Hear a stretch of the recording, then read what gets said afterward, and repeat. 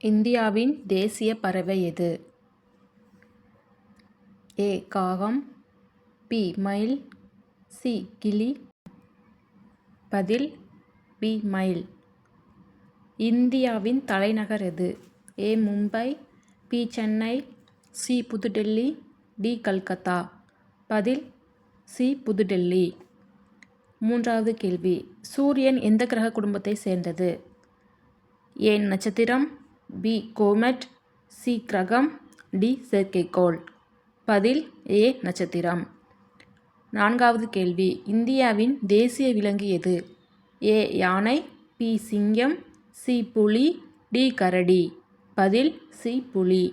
கேள்வி 5, உலகின் மிகப்பெரிய கண்டம் எது?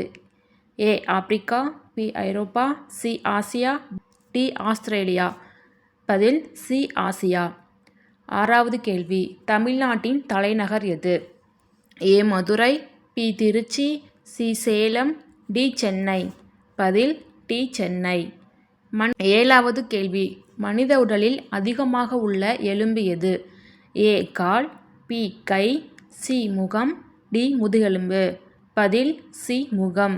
எட்டாவது கேள்வி, உலகின் மிக நீளமான நதி எது? A. Amazon, B. Nile, C. Ganga, D. Yangtze. பதில் பி. நைல்.